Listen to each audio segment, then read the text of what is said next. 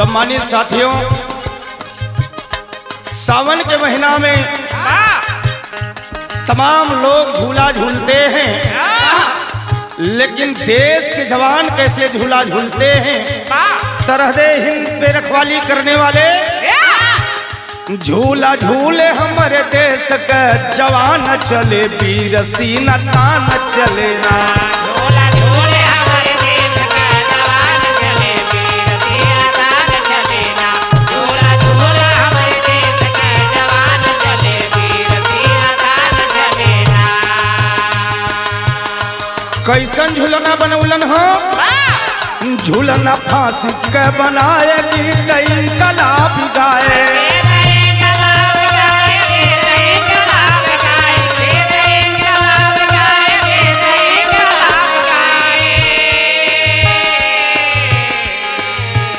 अपने मथवा पे केसरिया साफा बांध चले, वीर सीना तान चले ना। अपने मथवा पे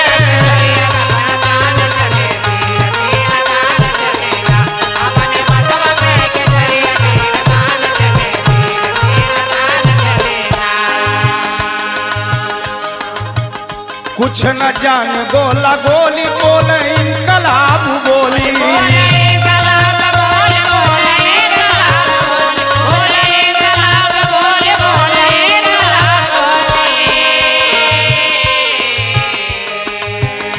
अपन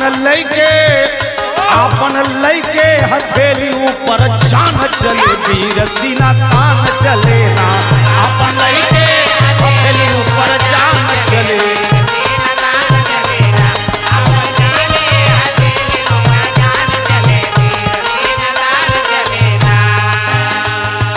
ऐसे देश के जवान जिगर रहल फवलादी लड़के लिहल आजादी।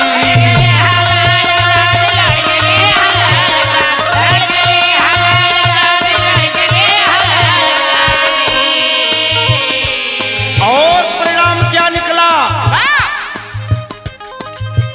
जिगर रहल फवलादी लड़के लिहल आजादी।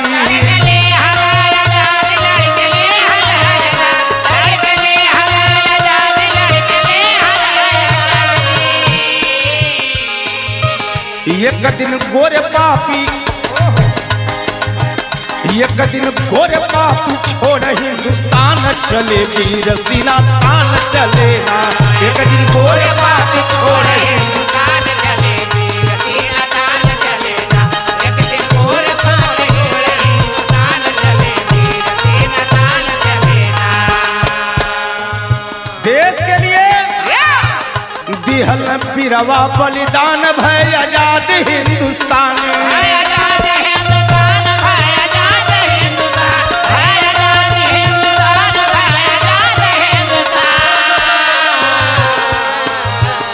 दिहल पीरवा बलिदान भय आजाद हिंदुस्तान, भय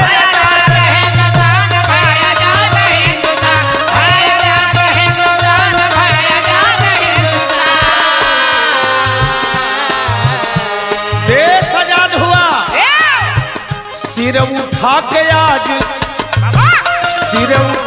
आज चोर बेईमान चले, वीर सीना तान चले। सिर उठा के आज चोर बेईमान चले, वीर सीना तान चले ना। सिर उठा के आज सीना तान चले, वीर सीना तान चले ना। और देश का राजनीति आज का हो गई बा, सब अला पे अपन गीत नाही देशवा से प्रीति।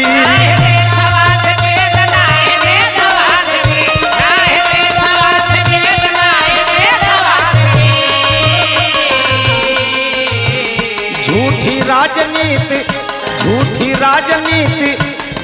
राजनीति नेतन के दुकान चले, वीर सीना तान चले ना।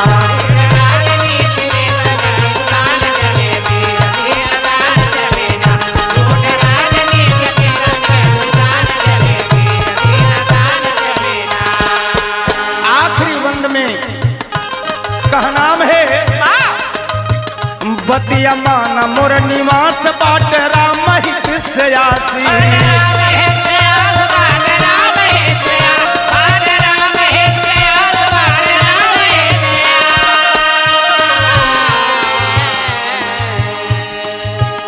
बतिया माना मोर निवास बाट राम हित से आस बाट